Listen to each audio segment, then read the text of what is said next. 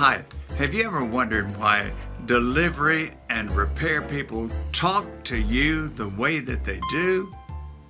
I certainly have wondered that. You call them, you tell them you've got a problem, you need them to come to your house, and the way they talk to you is just almost unbelievable. Why, sure, we can be there Thursday between 2 o'clock in the afternoon and 5 o'clock in the afternoon. And you're thinking, you mean they think I have to wait there all that long at my house? A 3-hour time span? Haven't I got better things to do? Isn't this pretty inconsiderate? And in fact, isn't it backward?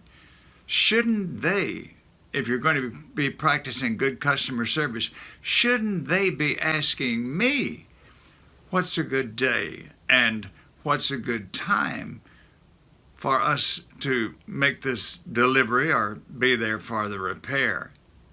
Seems totally inconsistent with what most of us think of as good customer service. And the cynical part of me might wonder, how much time have they built in to stop and have some snacks or go to a favorite hamburger place or just goof off for a little while?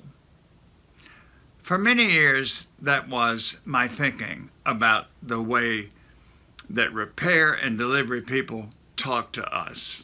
I was very unsympathetic about it. And then there were a few incidents recently that changed my perspective a lot. I want to share them with you. First of all, had a new refrigerator delivered, and when the two guys started chatting with me, I said to them, because I'd watched them bring that heavy refrigerator down some very steep steps, go through a lot of labor, and I said, how many deliveries have you got today? They said, we have 11 today.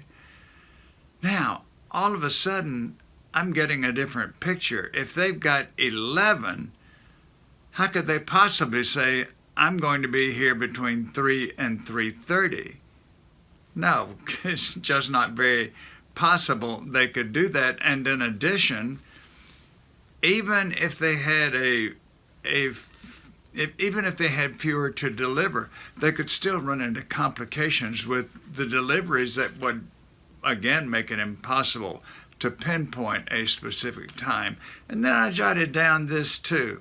The cable repair company, they sent a guy out here. He got here at 2 p.m. He was supposed to be here at 11 a.m., but I decided to talk with him patiently about that.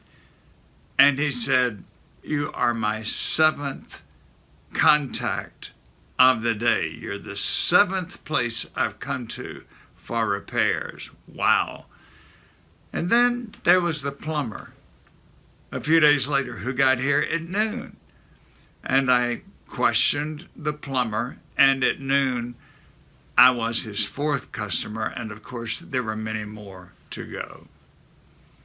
So this gave me a different perspective, and it also made me think back to my teen years when I worked in an appliance department for a store where we did delivery and repair. This was in South Mississippi. This was before 4-lane highways. This was 2-lane highways, and then you'd get off of that and get onto some winding gravel road that went on for miles and miles. You didn't have any GPS, and we couldn't give a very good estimated time of arrival, as the airlines would say. With all our new technology now, we still can't give a better time of arrival? No, we cannot be more specific. Why? Because there are too many deliveries. There's too much to be done in too short a span. There are complications they can run into. And with all this in mind, the next time I call a place and need delivery, and they say it'll be between 9 a.m. and noon or some other 3-hour span, I'll have a better understanding of it. And also, when they arrive at my house, I'm not going to greet them grudgingly. I'm going to greet them gratefully. Thanks for being with me. I'm Bill Lampton, the Biz Communication Guy.